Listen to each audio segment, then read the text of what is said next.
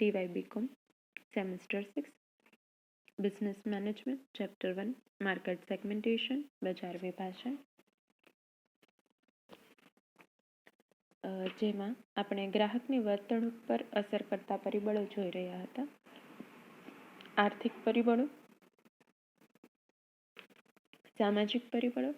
સામાજિક પરિબળોમાં સામાજિક વર્ગો, સંદર્ભ જૂથો, કુટુંબ, સામાજિક ભૂમિકા અને દરજ્જો. જેમાં સામાજિક વર્ગો અને સંદર્ભ જૂથો એના વિશે ચર્ચા કરી.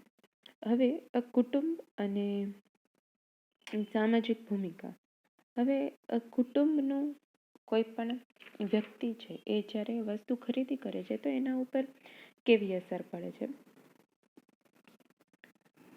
પ્રત્યેક વ્યક્તિ કે જે અલગ અલગ રીતે ખરીદી કરતી હોય તો એમાં એના કૌટુંબિક વાતાવરણની એની સીધી અસર પડતી હોય. એ કેટલા પ્રમાણમાં ખર્ચ કરતી હોય, અલગ અલગ પ્રકારના ધર્મ, રાજનીતિ, સંસ્કાર, આર્થિક બાબતો, એની કારકિર્દી, આવી બધી વસ્તુનું ઘડતર થતું હોય. એટલે કે કુટુંબનું કદ, સ્વરૂપ, પ્રણાલિકા એ બધું ગ્રાહકના વર્તન ઉપર અસર કરે છે.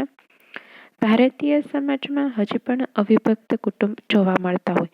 એટલે કે એમાં ખરીદી, વપરાશ, ખોરાકની પસંદગી, ગૃહ સજાવટ, આ બધી વસ્તુ છે એ વડીલોની ઈચ્છા આધારે કરવામાં આવતું હોય.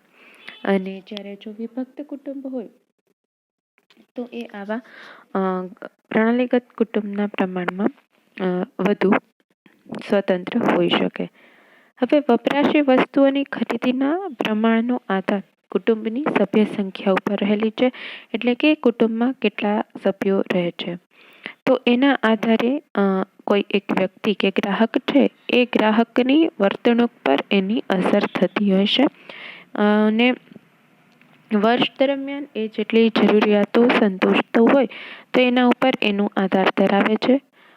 અને અલગ અલગ પ્રકારના જથ્થા, ખરીદીનું વલણ વગેરેની બાબત કુટુંબની રોજિંદી કે માસિક કહી શકાય એ પ્રકારની આવક ઉપર એની અસર થાય છે. નજીકના સ્થળેથી ખરીદી કરવામાં આવે કે દૂરના સ્થળેથી ખરીદી કરવામાં આવે. આ ઉપરાંત ખરીદી નિર્ણયમાં કયા કયા સભ્યો મહત્વની ભૂમિકા ભજવે છે તેના આધાર પણ રાખવામાં આવે છે. અને અલગ અલગ કુટુંબમાં ખરીદી કરતી વખતે એનું વર્તણૂક અને જીવનના કયા તબક્કામાં ખરીદી કરવામાં આવી રહી છે એના ઉપર પણ આધાર રાખે છે. તો કઈ રીતે પોતાના જીવનને સગવડભર્યું બનાવવા માટે અલગ અલગ રીતે વસ્તુ ખરીદતા હોય એના ઉપર એનો આધાર રહેલો છે. તો માર્કેટિંગમાં જ્યારે કોઈ એક વ્યક્તિ છે એના દ્વારા વસ્તુ ખરીદવામાં આવતી હોય ત્યારે એ ખરીદી કરતી વખતે એમાં કઈ કઈ બાબતોનો આધાર એ કોઈ એક વ્યક્તિ કે ગ્રાહક એ ખરીદી કરતી વખતે તો એ પેદાશ કેવી છે તો પેદાશનું આયોજન, પેદાશનું પેકિંગ, વેચાણ વ્યવસ્થા, કિંમતની વ્યૂહરચના અને વેચાણ અભિવૃદ્ધિ અંગે કેવા પ્રકારના કયા નિર્ણય લે છે એનો આધાર એના ઉપર રહેતો હોય છે. એટલે કે કાર્યક્રમ ઘડતરની દ્રષ્ટિએ ઉત્પાદક માટે એ બાબત કેટલી મહત્વની છે એના આધારે કોઈ વસ્તુની ખરીદી કરતી વખતે આટલી બાબતો છે એ ધ્યાનમાં રાખવામાં આવતી હોય છે. ત્યારબાદ છે સામાજિક ભૂમિકા અને દરજ્જો. પ્રત્યેક વ્યક્તિ જુદા જુદા સામાજિક જૂથો જેવા કે કુટુંબ, ધાર્મિક સંગઠન, વ્યાવસાયિક સંગઠન વગેરેમાં ભાગ લે.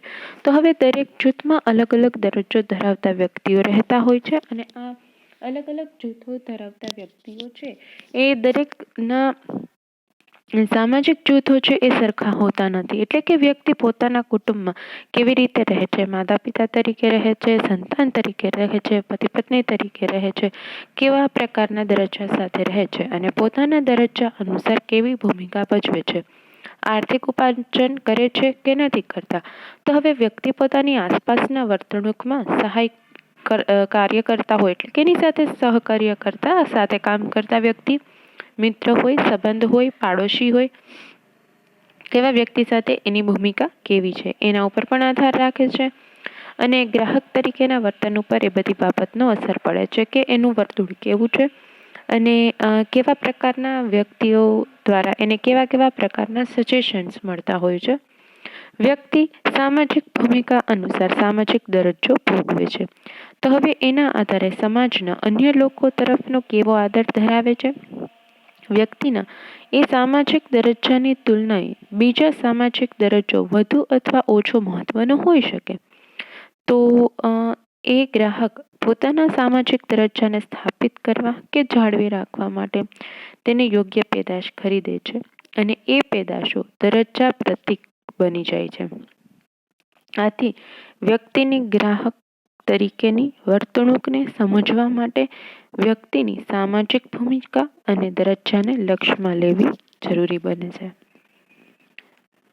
હવે ત્યારબાદ આપણે જે સામાજિક પરિબળો જોયા, ત્યારબાદ મનોવૈજ્ઞાનિક પરિબળો છે, એટલે કે જેમાં મુખ્યત્વે અભિપ્રેરણા એટલે કે મોટિવેશન, સૂચ કે સમજ એટલે છે પરસેપ્શન, બોધ ગ્રહણ કે અનુભવથી શીખવું લર્નિંગ, માન્યતાઓ અને વલણો બિલીફ્સ એન્ડ એટીટ્યુડ્સ.